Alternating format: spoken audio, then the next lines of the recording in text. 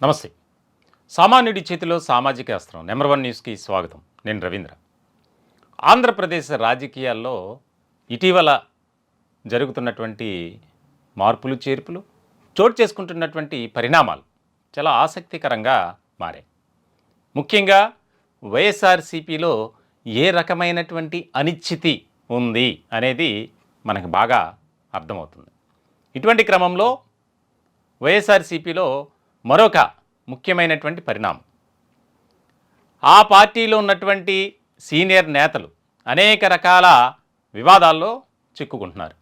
తాజాగా చంద్రగిరి నియోజకవర్గానికి సంబంధించి ముఖ్యంగా ఆయన వైఎస్ఆర్సీపీలో ఒక ముఖ్యమైనటువంటి వ్యక్తి, అందులోనూ రాయలసీమలో చాలా కీలకమైనటువంటి రాజకీయాలు చేసినటువంటి వ్యక్తి. ఆయనే చెవిరెడ్డి భాస్కర్ రెడ్డి.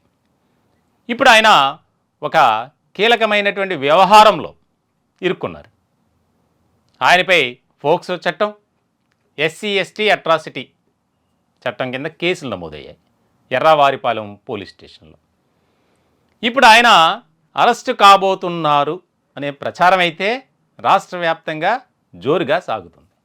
దానికి ప్రధానమైనటువంటి కారణం ఏంటంటే, ఒక దళిత సామాజిక వర్గానికి సంబంధించినటువంటి బాలిక 10వ తరగతి చదువుతుంది. ఈ నెల 4వ తేదీన ఆమె స్కూల్ నుంచి వస్తుండగా రోడ్డుపై పడిపోయింది. ప్రమాదవశాత్తు ఆమెకు గాయాలయ్యాయి.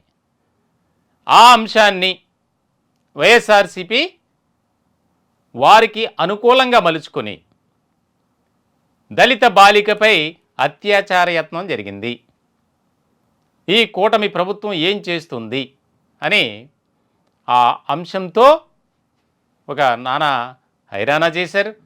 గందరగోళ పరిస్థితులకు కేర్ ఆఫ్ అడ్రస్గా మారారు. దాంట్లో ముఖ్యమైనటువంటి వ్యక్తి చెవిరెడ్డి భాస్కర్ రెడ్డి అనేది పోలీసుల ప్రాథమిక విచారణలో తేలింది. ఇప్పుడు ఈ వ్యవహారంలో చెవిరెడ్డిని అరెస్ట్ చేసేందుకు పోలీసులు సిద్ధమయ్యారు. ఓన్లీ చెవిరెడ్డే కాదు, రోజా అలాగే భూమన కరుణాకర్ రెడ్డి వీరు కూడా అరెస్ట్ కాబోతున్నారు అనే ప్రచారం అయితే బాగా సాగుతుంది. వాస్తవానికి జరిగిన ఘటన వేరు, వైఎస్ఆర్సీపీ ప్రచారం చేసింది ఒకటి. సో ఈ అంశంలో, ఈ వ్యవహారంలో ఆ బాలిక తండ్రి ఎవరైతే ఉన్నారో ఆవేదన వ్యక్తం చేస్తూ పోలీసులకు ఫిర్యాదు చేశారు. వారు అక్కడితో వదల్లా ఈ వైఎస్ఆర్సీపీ. సోషల్ మీడియా వేదికగా ఆమె గాయాలైనటువంటి ఫోటోలను సోషల్ మీడియా వేదికగా పెట్టి బాలికపై అత్యాచార యత్నం జరిగింది, ఒక దళిత అమ్మాయికి అన్యాయం జరిగితే ఈ కూటమి ప్రభుత్వం పట్టించుకోదా అని చెప్పి రకరకాలుగా ప్రచారం చేశారు. ఏ తండ్రికైనా బాధ అనేది ఉంటుంది. ఎందుకనంటే జరిగినటువంటి వ్యవహారం వేరు, కానీ వైఎస్ఆర్సీపీ నాయకులు ప్రచారం చేసినటువంటి తీరు మరొక విధంగా ఉంది.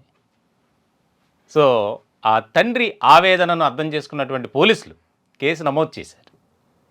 అంటే దుష్ప్రచారం చేయటమే కాకుండా ఆ కుటుంబం యొక్క పరువు ప్రతిష్టకు భంగం కలిగించే విధంగా వ్యవహరించారు అనేది ఎంత దారుణమైనటువంటి విషయం చూడండి. 10వ తరగతి చదువుతున్నటువంటి ఆ బాలికపై అత్యాచార యత్నం జరిగింది, దానికి తెలుగుదేశం పార్టీ సపోర్ట్ ఉంది, ఆ నాయకుడు కుమారుడే ఇలా చేశాడని రకరకాలుగా ప్రచారం చేశారు. దీనికి సంబంధించి ఇప్పుడు కూటమి ప్రభుత్వం చాలా సీరియస్గా తీసుకుంది. ప్రస్తుతం అయితే చెవిరెడ్డి భాస్కర్ రెడ్డి కోసం గాలింపు చేస్తున్నారు. ఫోక్సో చట్టంతో పాటు ఎస్సీ ఎస్టీ అట్రాసిటీ యాక్ట్ కూడా నమోదైంది. ఇంత కీలకమైనటువంటి పరిణామాలు మరికొద్ది రోజుల్లోనే జరగబోతున్నాయి.